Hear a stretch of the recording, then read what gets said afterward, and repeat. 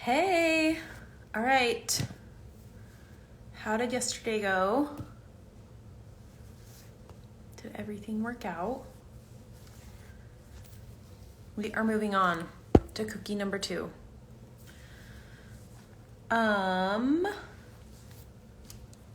Just getting out my coloring pencils, and then I realized I was gonna say we didn't need them, but we do. Okay, I'm just gonna use the tan again, but that's it. Hello. Okay. Are we ready to get going? We're gonna do similar to yesterday with our stitches, but just in a different way. So let's get started.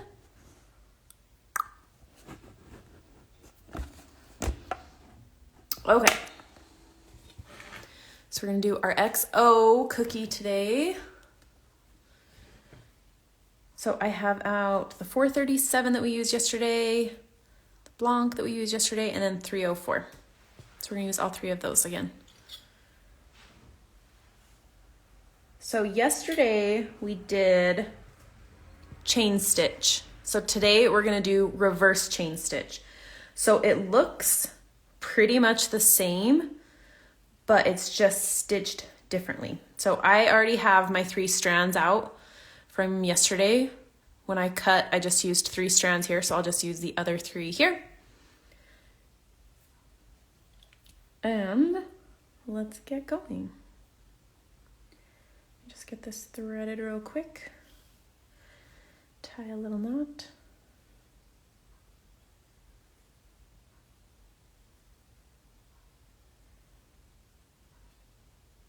Okay. Okay.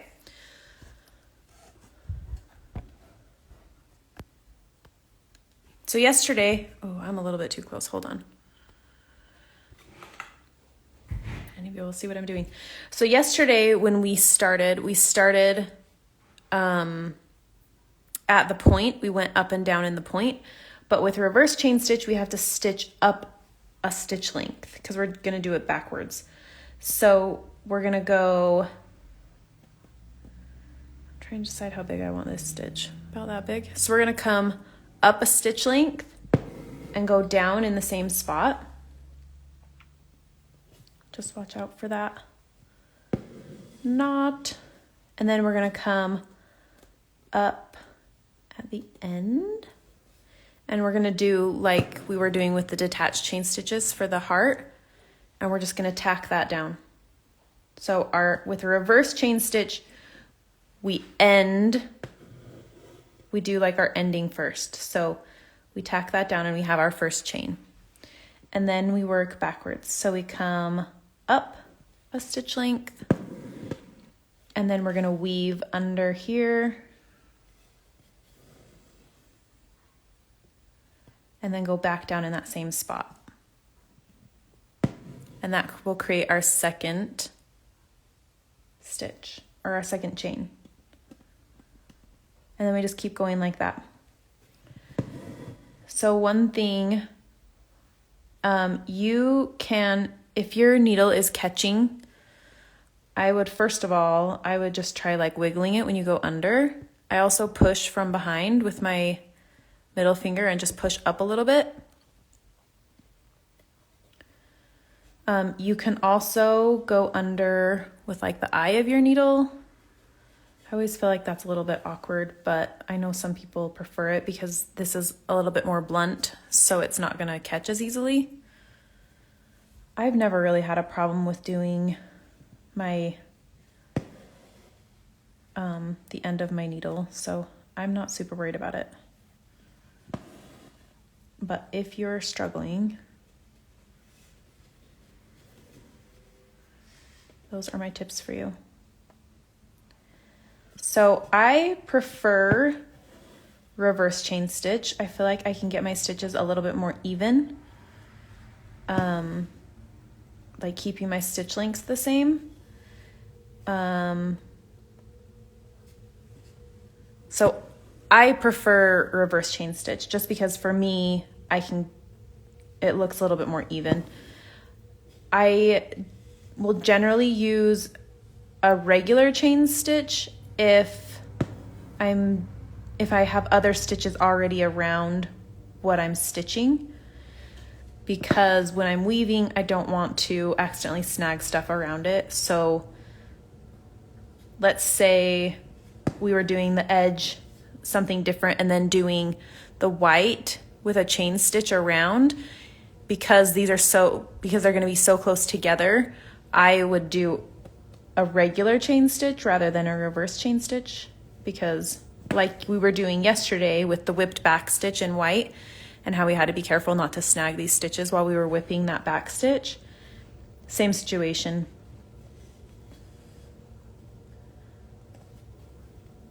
But generally, I will do a reverse chain stitch before I do a regular chain stitch. I just feel like my stitches end up a lot more even that way.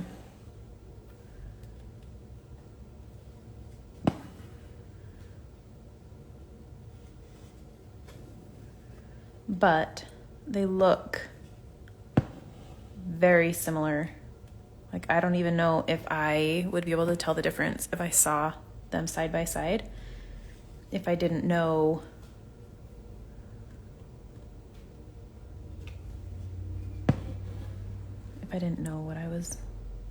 what I had done.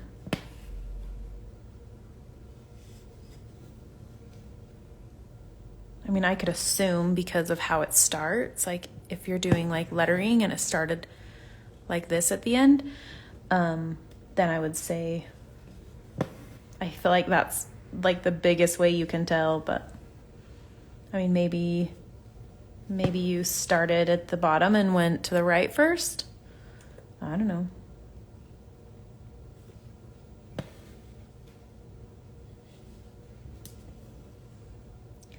This is another one that I prefer to hold in my hand when I'm doing it because it's a little awkward.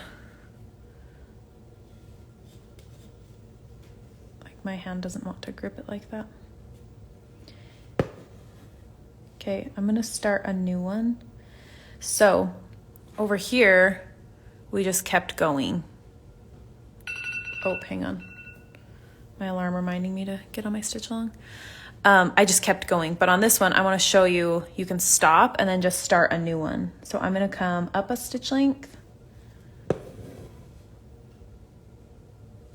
go up and down in that same spot, and then come up at this bottom edge and just start a new one.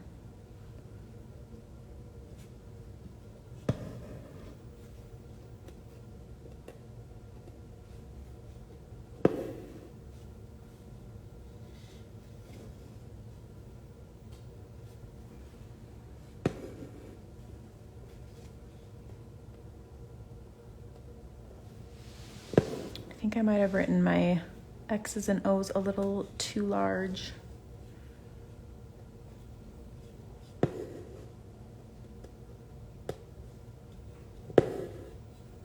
I'm just looking at that and there's like not space to do the white line of frosting.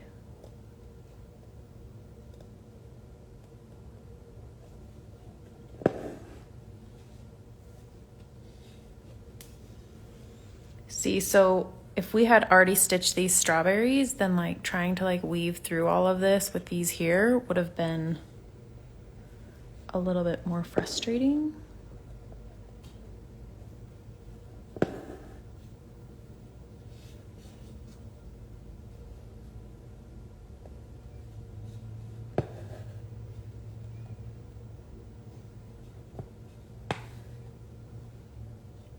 This side is super awkward. The other thing with reverse chain stitch is you can also go the other way. So I've been going this way, but it's not going to make a difference if I go this way. It's going to look the same, or at least like similar enough that you won't notice. And it's a little bit easier in my hoop stand. I tend to go the same way but you don't have to on this stitch. And this is easier for me because I'm right-handed.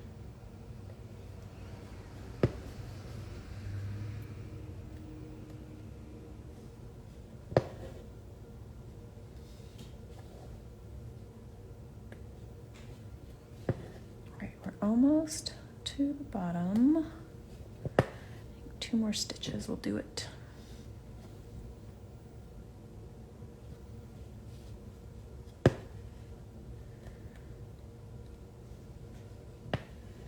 Okay, so we've got 1.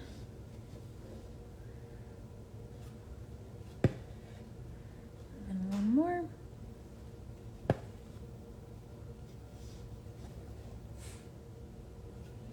Okay, there is our cookie outline. I'm just gonna tie that off real quick.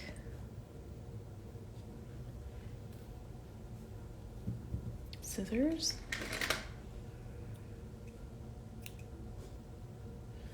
That's not really long enough to save in my opinion, so I'm gonna throw that away.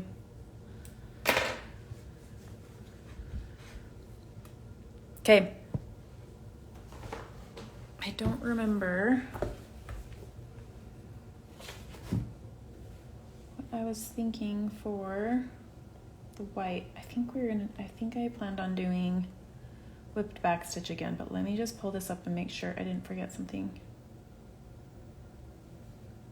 Oh no, a whipped running stitch. Okay, woo, sorry. Okay, we're gonna do a whipped running stitch. So it's similar to the back stitch, but just a little bit different.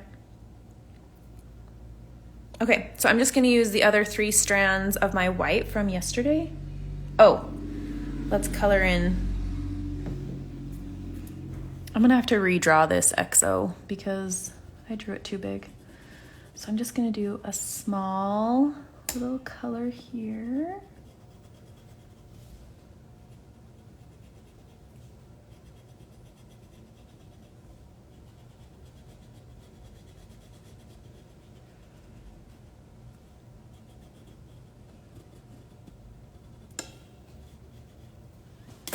Okay.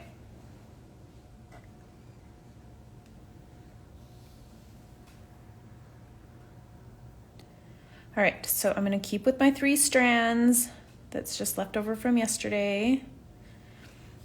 Okay, so a running stitch, I usually just use it for like backing my portraits or backing projects. So what we're gonna do is just do like a back stitch. We start at the end, we go down, or we do a stitch length and go down. Okay, so that's our 1 stitch. So now we're gonna go like we would with a back stitch and go up a stitch length. But instead of working it backwards and going down, we're just gonna keep moving forward. So this stitch length should be the same as this stitch length, and then we're just gonna keep that stitch length going. So our spaces between our stitches will be the same. The stitch will be the same as the blank space. Does that make sense? So you can kind of see the stitch like underneath the fabric, but we're gonna come back and whip this, so that won't be as noticeable.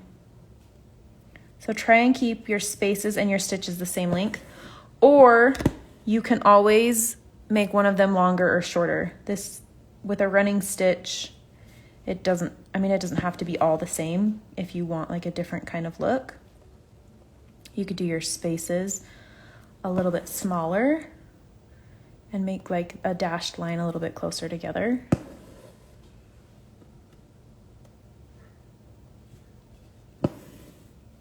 I would just keep it consistent. Whatever you decide to do, just keep it consistent all the way around. So your spaces are all the same and your stitches are all the same.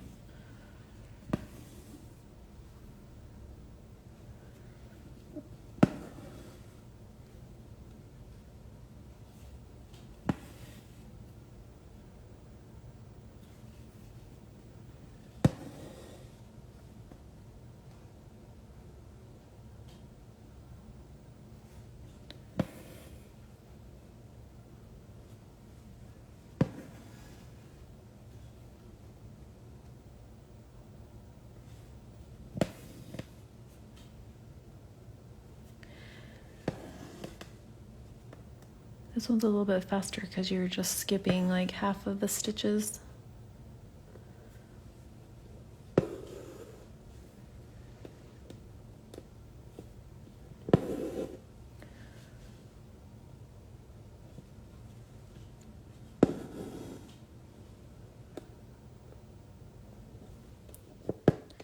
Oops, dropping my needle.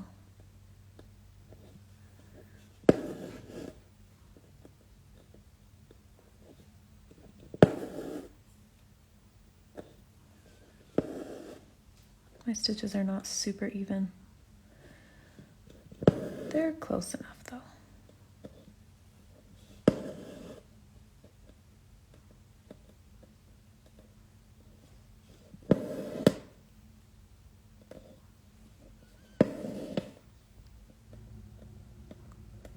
All right, last stitch. Okay, now let me give you some options. You can leave it like this with just the running stitch. You could end your white and get out like one of the pinks and do a running stitch, but put the top of your stitch in the spaces. So like pink would go here and then under here, over here, under here, over here. Does that make sense? So then your dashed line is white, pink, white, pink, white, pink. That would be really cute. Or you can do what I'm gonna do, which is I'm gonna whip it. So I'm gonna come up in this same spot that I went down in, or that I came up in the first time. So I'm gonna come back up in here, and I'm gonna do like I did with the back stitch, and I'm just gonna weave under each one of these stitches that I made. So I'm gonna work from this side in, so I don't snag that chain stitch. So this will look a lot looser than our other cookie because it doesn't have as many stitches to go under. So it's going to be like a looser twist. But then that'll just like connect them.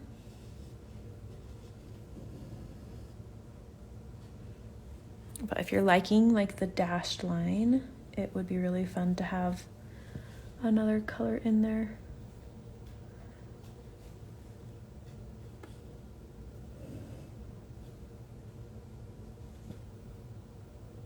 And this is really slow because I'm using my left hand and I am not ambidextrous. But look how cute that is. It's kind of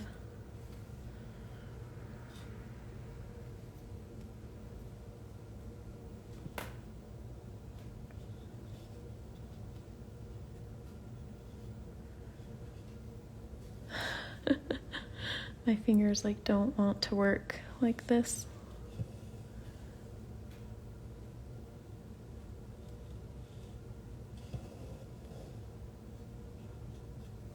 Now, I am making sure that I'm not pulling this too tight. If you pull it too tight, because we don't have as many stitches to like hold it down, it'll start to get kind of funny. So don't pull this too tight, like leave it a little bit loose, especially when we're just gonna start here, because I'm just gonna keep going. But we don't want that to get pulled too tight because it'll just pull it up like that. So I'm gonna leave that a little bit loose.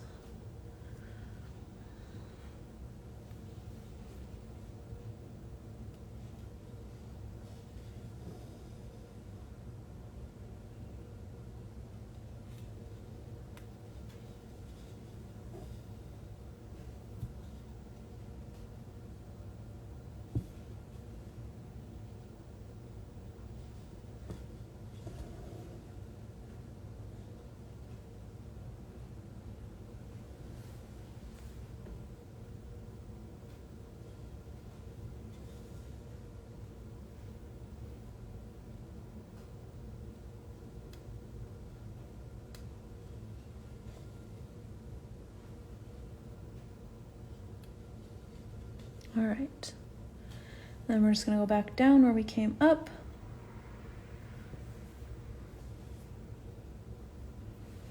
end that stitch.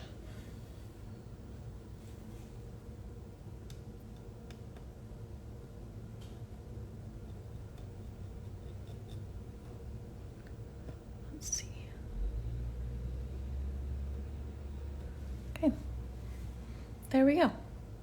Okay, I'm going to rewrite this. I think this is blue, yeah.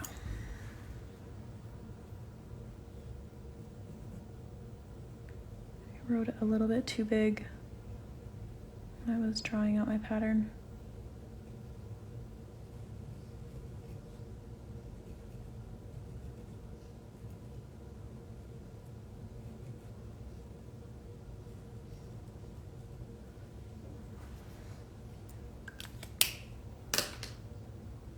Okay, let me tie off my white and then we will do some lettering.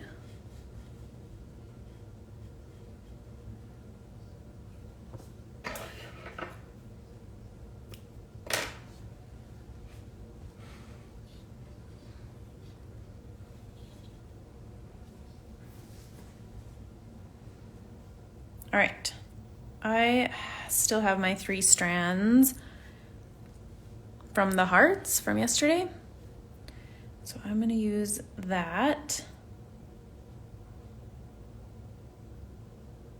If I can thread my needle. Sometimes if the ends are kind of frayed like that,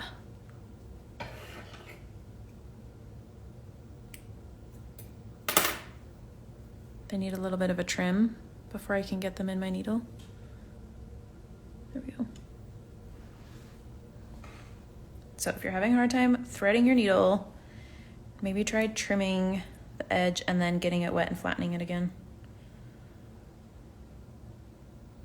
Okay, so we're just gonna do just a back stitch on this. I'm pretty sure that's what I have on my list. Let me, yeah.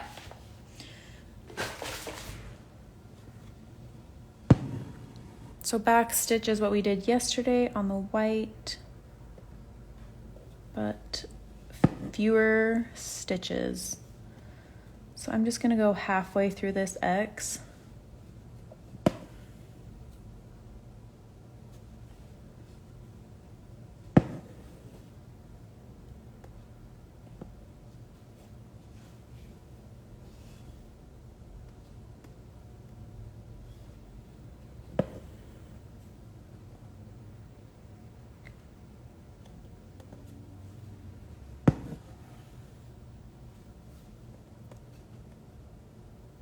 It'll look better when we erase the black lines since I had to do them twice. But I wanted to make sure that I would be able to see, so that's why I did blue. So that center line, I'm just gonna keep using that center, that hole in the center.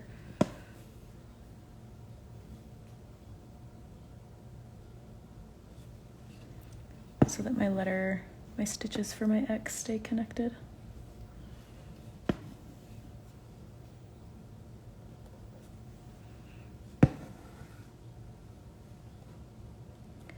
Okay, when we're doing back stitch for something round, like the O, we want to make sure that our stitches stay fairly small so that we can get that curved look, because our stitches are straight. So I would dare say even make them a little bit smaller than you think you might need to. I think I'll end up with about 8 stitches around this, almost like octagonal.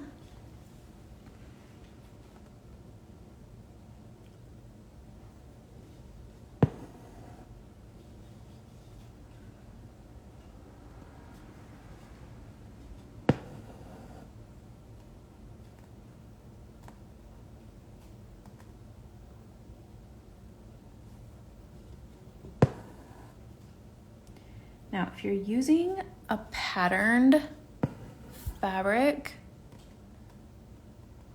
the white that we're stitching around is meant to be like the line of frosting.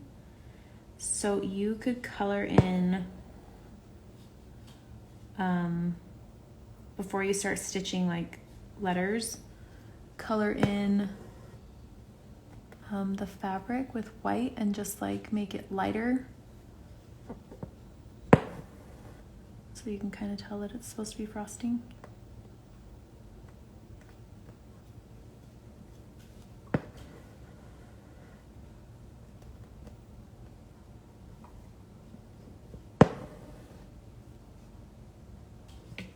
There's our O.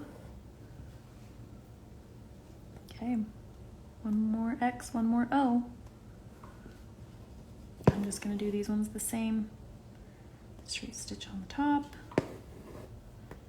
down to the middle.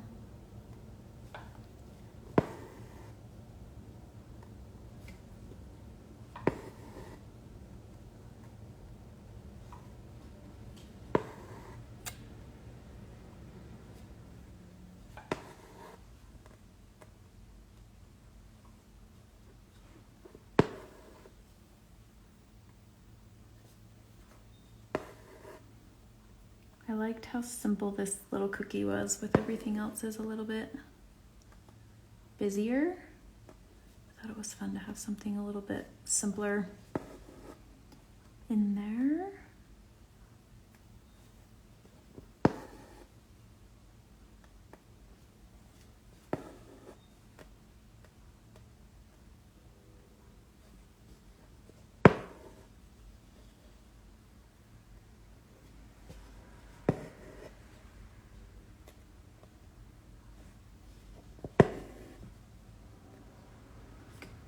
All right, one more O.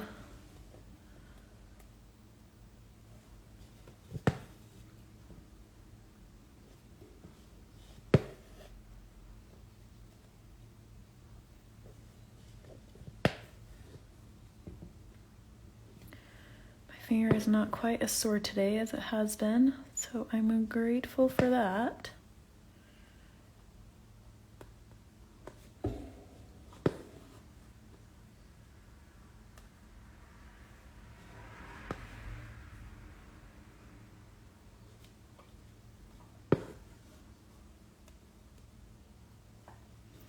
So you could also, if you're feeling like your stitches are not as even as you want them to be, you could go back and whip these back stitches.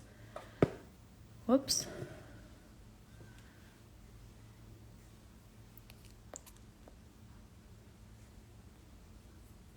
Oh, that's gonna be.